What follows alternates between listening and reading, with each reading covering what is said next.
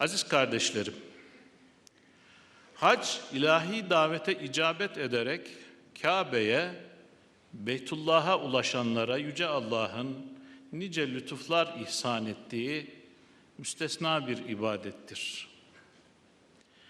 Hac ibadeti Yüce Allah'ın kulları üzerindeki bir hakkıdır. Bu hususta Yüce Kitabımızda Cenab-ı Hak şöyle buyurmaktadır. Şüphesiz insanlar için kurulan ilk ibadet evi elbette Mekke'de alemlere rahmet ve hidayet kaynağı olarak kurulan Kabe'dir. Onda apaçık deliller, makamı İbrahim vardır. Oraya kim girerse emniyet içinde, güven içinde olur. Yolculuğuna gücü yetenlerin hac etmesi Allah'ın insanlar üzerinde bir hakkıdır. Bu ilahi hitap sadece Rabbimizin kullarını bizzat davet ettiği bir yolculuğa değil, kulluğun kemaline, kalplerin ihyasına ve hayatın yeniden inşasına yapılan bir çağrıdır aslında. İslam'ın temel şartlarından biri olan hac ibadeti, zaman ve mekan sınırı olan bir ibadettir. Bu ibadet sadece belirli vakitler içinde Kabe-i Muazzama, Arafat, Müzdelife ve Mina'da belirli görevleri yerine getirmek suretiyle ancak ifa edilebilmektedir.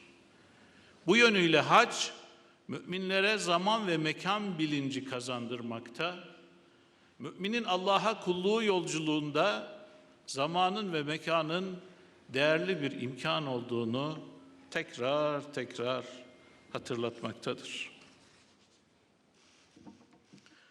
Hac, insanın Rabbine verdiği sözünü tazelemesidir, ahdini yenilemesidir.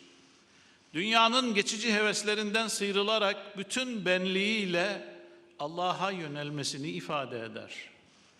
İhrama bürünerek tüm dünyevi makam ve mevkileri geride bırakması, süfli arzulardan, geçici heveslerden arınmasıdır. Arafat'ta mahşeri hatırlaması, tavaf ile hayatının merkezine yeniden Allah'ın rızasını yerleştirmesidir. Hac aynı zamanda bir tevhid ve vahdet mektebidir. İslam kardeşliğinin ve ümmet olma bilincinin en güçlü şekilde yaşandığı büyük bir kardeşlik buluşmasıdır. Irkı, dili, rengi ve ülkesi farklı milyonlarca Müslüman, milyonlarca kardeş aynı inanç ve heyecanla Kabe-i Muazzama etrafında buluşmakta ve Yüce Allah'ın huzurunda omuz omuza, huşu ile kıyama durmaktadır. Diyanet İşleri Başkanlığı olarak bizler her yıl büyük bir aşk ve heyecanla gerçekleşen bu büyük buluşmada milletimize hizmet etmenin, onlara rehberlik etmenin onurunu yaşıyoruz. Bu konuda başkanlığımızın büyük bir tecrübeye ve güçlü bir organizasyon kabiliyetine sahip olduğunu hususiyle vurgulamak isterim. Kıymetli kardeşlerim, bizler yarım asra yakındır sürdürdüğümüz hac organizasyonunu bir ibadet olarak telakki ediyoruz. Rahman'ın misafiri olan her bir hacı adayımızı uhdemizde bir emanet olarak görüyor, onlara hizmeti en büyük şeref kabul ediyoruz.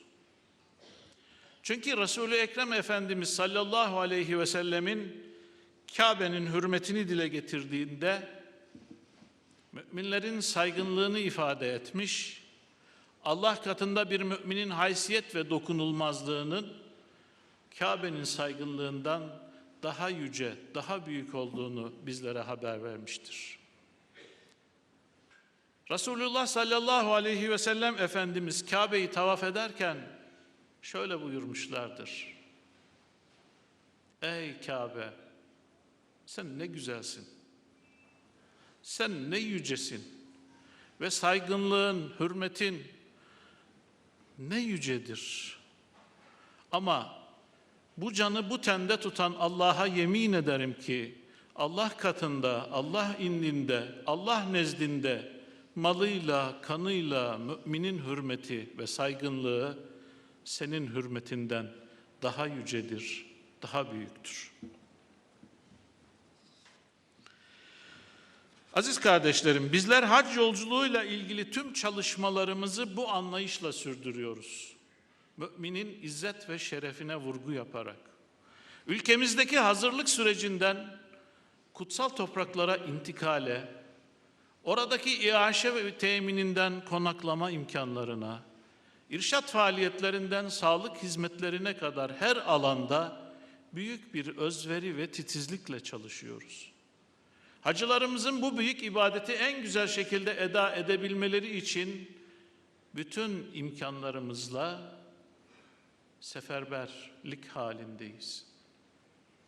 Yaklaşık yarım asırdır büyük bir tecrübe ve sorumluluk anlayışıyla yürüttüğümüz hac ibadeti,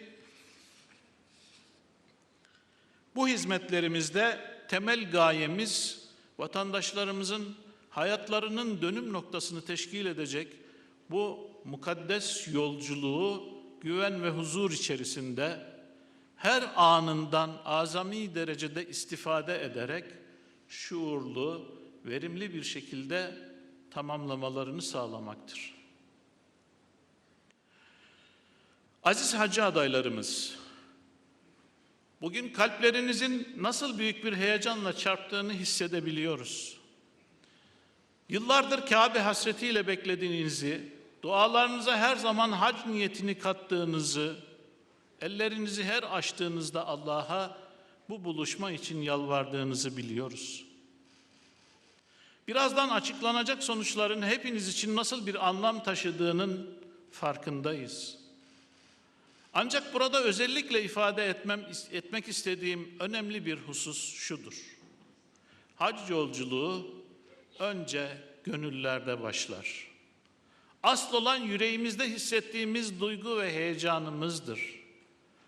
Kur'a'da adı çıkanların sevinci de bu umudu, Kur'a'da adı çıkanların sevinci de bu umudu seneye taşıyanların hüznü ve üzüntüsü de Allah katında çok kıymetli duygulardır. Çünkü yaptığımız ve yapacağımız bütün ibadetlerde önemli olan imanımız, niyetimiz ve samimiyetimizdir. Cenab-ı Hak kalbimizde taşıdığımız imanımıza, niyetimize ve samimiyetimize bakacaktır şüphesiz.